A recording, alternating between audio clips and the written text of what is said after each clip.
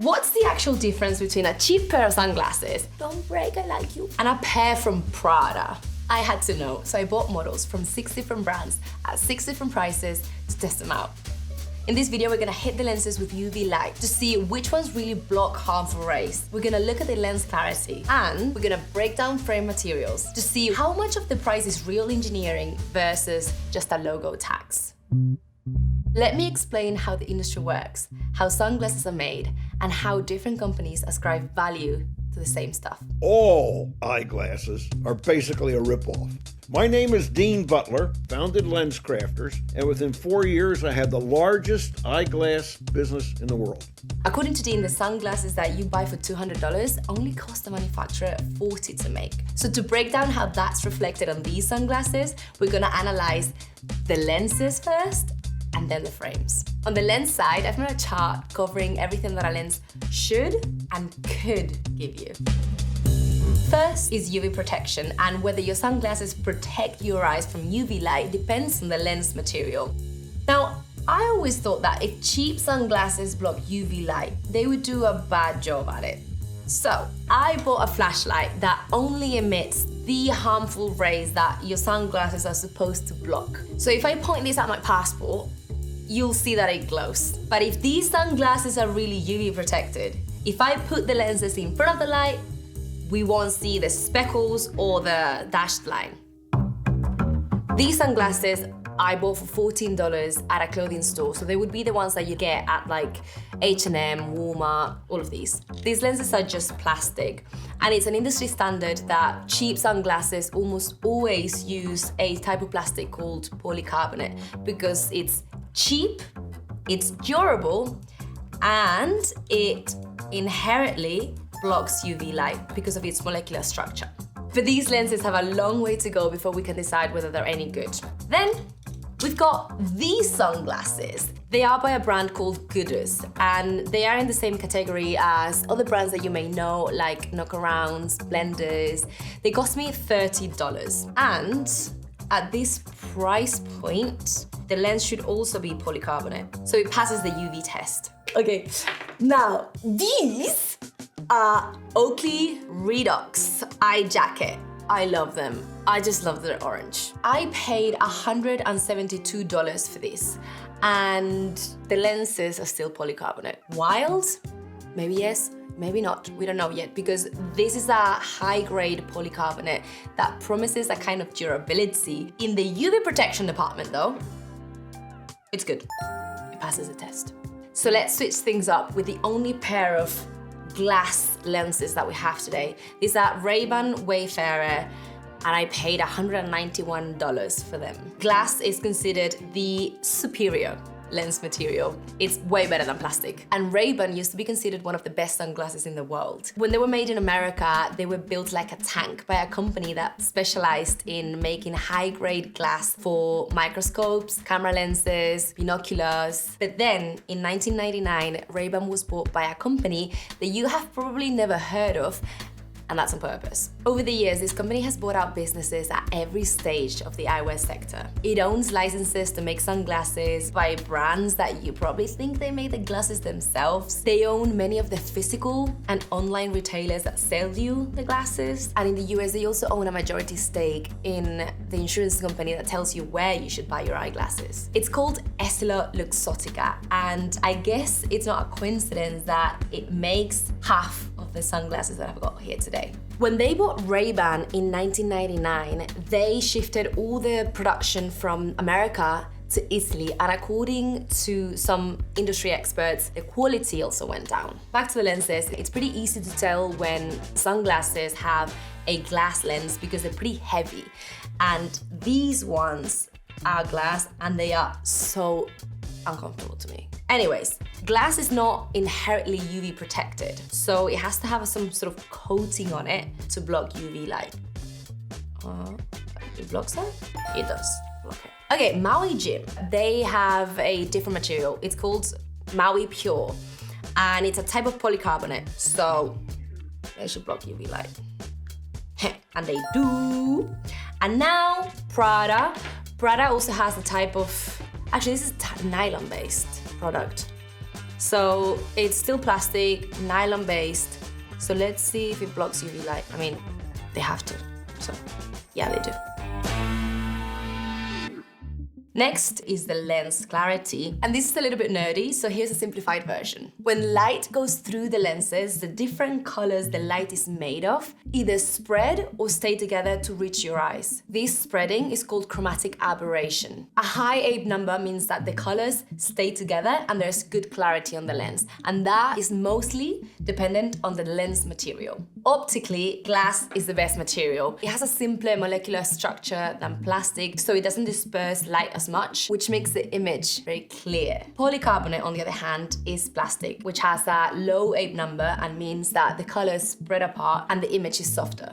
And unsurprisingly, these type of cheap sunglasses are made in generic multi-industry factories that are not specialized eyewear workshops. So the lenses might have small imperfections that make the image slightly warped. But my brain knows what the world looks like, so it's gonna unconsciously correct the image. If the lenses are not really good optical quality lenses, you won't damage your eyes, you just won't see very well. After 20 to 30 minutes, your eyes are exhausted from the effort, so that's why you might have a little headache, feel a little bit dizzy, maybe your eyes hurt. That's because your eyes are working hard to compensate for bad lenses. So even though the material might give them a good baseline clarity, if they're poorly made, the clarity score is gonna go down. It's really subtle, but I can tell that if I'm wearing the sunglasses, the edges of the tree trunk are a little bit more fringy. Now, thing is, I should be able to see clearer with the glass. But guys, I'm not sure I can. Okay, actually, yes. It's so subtle. But I can see a little bit better with the glass lenses, but I wouldn't be able to tell if I wasn't comparing them one-to-one. Now, this is interesting.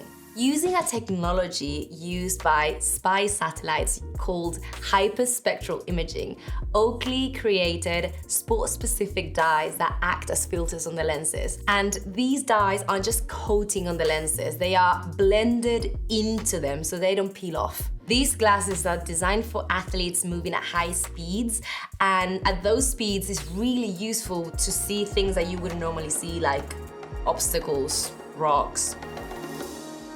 Now, what's wild isn't just how these sunglasses are made, it's how the whole industry is engineered to make you feel like price equals quality. And once you see how it works, you can't unsee it. And that's true whether you're buying something or selling something yourself. Because these tactics, like prestige, decoy offers, vertical integration, they're everywhere. Our team at The Hustle has broken down 50 of these strategies and put them into what we're calling the pricing tactics database, so that you know exactly what you're up against, so that you can price your product honestly without leaving money on the table. It's free at the link in the description, or you can scan the QR code. Then there are other materials that brands use. For example, these Prada ones use a type of high-end plastic called polyamide. It's a higher-end nylon lens that improves quality over standard plastic. Maui Jim uses a type of polycarbonate-based material developed by Maui Jim called Maui Pure. It combines the strength and durability of polycarbonate with nearly the same clarity as glass. Most sunglasses just darken everything equally, like putting a grey filter on a picture. That's the grey dash line here. But Maui Jim takes a different approach. Their lenses are designed to filter certain wavelengths of light more selectively. The way they achieve that is through specialized lens materials and filtering technologies that absorb specific parts of the light spectrum, shaping how light reaches your eye and helping certain colors stand out more. Okay, now Maui Jim. Oh, wow. A ver? That's crazy. Oh my God. No. How is this possible? I see way better out of the Maui Jim. Everything is way more defined. Like the edges are sharp. Wow. The difference is crazy. Oakley and Ray-Ban offer polarized lenses for around $50 extra, but All Maui Jim lenses are polarized on the front and back, which is not standard practice. Which makes sense when you learn that Maui Jim sunglasses have been designed and made by a Hawaiian surfer. He always comes to meetings with a bright floral Hawaiian shirt and flowers around his neck. The aim was to protect people's eyes from the sun and from the reflection of the light coming from all directions, like from the surface of the ocean. But if you're driving and you get light from behind, it wouldn't reflect either. And Maui Jim lenses come with extra coatings. The high quality lenses like Maui Jim will have a hydrophobic coating on them, and the hydrophobic coating means that water runs right off of them. Or when you go from hot to cold, you're not going to get condensation on the lenses, you're not going to get a fog on the lenses. And this is it for lenses. The fuller the graphs are, the better the lenses are. Now, let's go into frames, and frames are fun. So let's get into it. These feel tragically fragile. Guys, this is literally broken on me as I'm writing the script. How is it possible? I did put them back together, but they have unscrewed themselves twice. That's a plastic frame.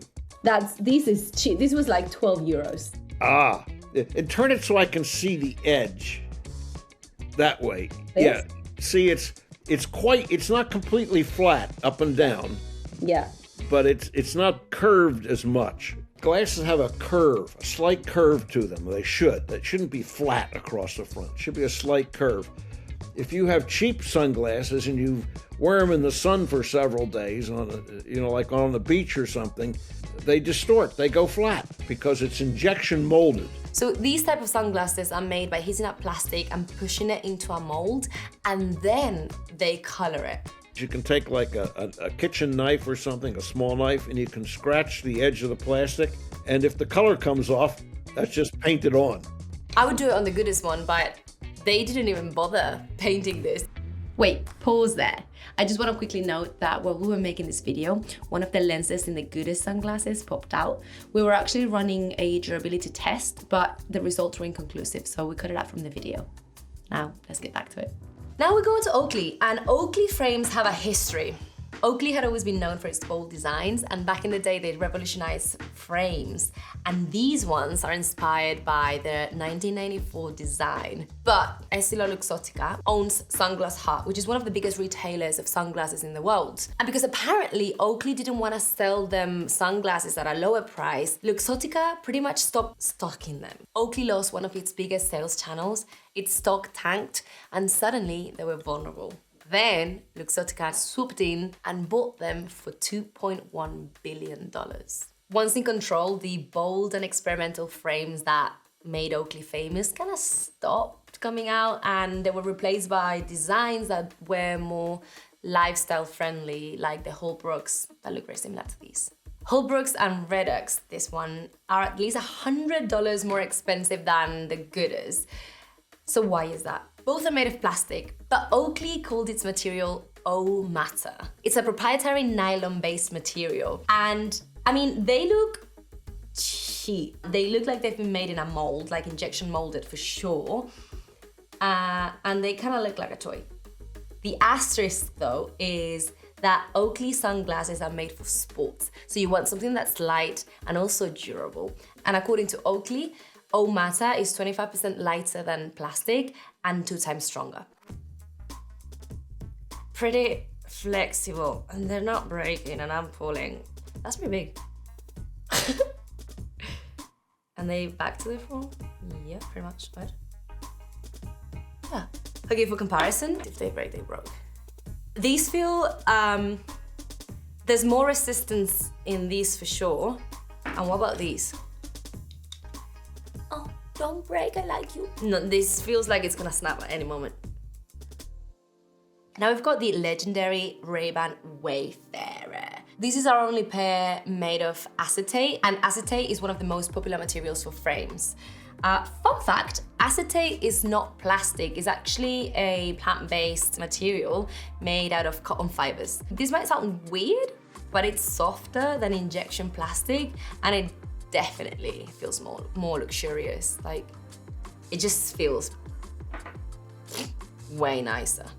Acetate is cut from blocks, it's not pressed into a mold like these, and it requires sculpting and polishing. Plus, the color is inside the material, not painted on like an injection molded frames, so we won't lose it over time. Yeah, still black. Yeah, it's black all the way through. Because it's a natural material, as it ages, it loses moisture and it can become brittle, develop white marks, and crack. That's more likely to happen on mid-tier acetate like the one Ray-Ban uses on this model. But you can avoid that problem with high-end acetate that's aged to dry out moisture before it's made into frames. To find high-end acetate, look for tags made in Japan. Then Maui Jim are beautiful. They wrap around my face so nicely. They feel like they were made for me, and I love it. They're so light. They're made of carbon fiber. This kind of detailing that goes into Maui Jim sunglasses, from the lenses to the frame, even the nose pads, that's telling us a lot about how they're made and the fact that they are made differently. They're individually produced in Italy or in Japan. They're not produced in China, and for $229, this is a high-end product. And he does something else that nobody else does. He keeps spare parts for everything he's made over all the years. So if you've got a beloved old pair and you break the temple, the side piece, he can sell you a new. He'll have one. Now we're going into Prada. Prada is another one of the brands under Luxottica. Prada has never made its own sunglasses. In 2003, Luxottica got the licenses to run the entire cycle of Prada glasses, from design to manufacturing and global distribution. And like most Luxottica frames, Prada frames are made in Italy. Most of the metal frame sunglasses that I saw by Prada were listed as metal. And metal is very vague for a price tag that's $300, sometimes $500, $700, $800, because metal is usually most likely a metal alloy. Let me bring up my old aviators. These ones are also listed as metal. And if you look closely, the gold plating has completely peeled off and there's rust marks all over it. Now, if I'm paying Prada money, I don't want no rust in my sunnies, but I specifically bought these pair of Prada sunglasses because they were made of stainless steel. It's hypoallergenic, it's strong, but it's also easier to work with than titanium. Like a mid-tier. So in this case, you're paying high-end prices for medium quality.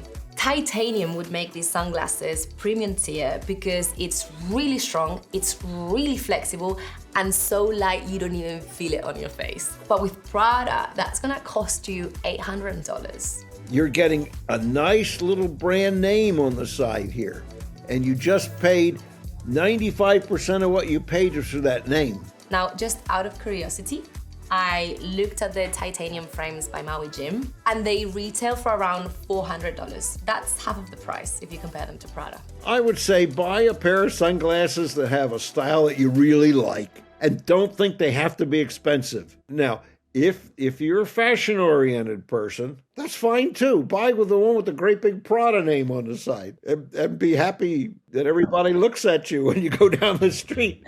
Just do you. Now, here's what I took from all this. Price is a terrible proxy for quality in sunglasses.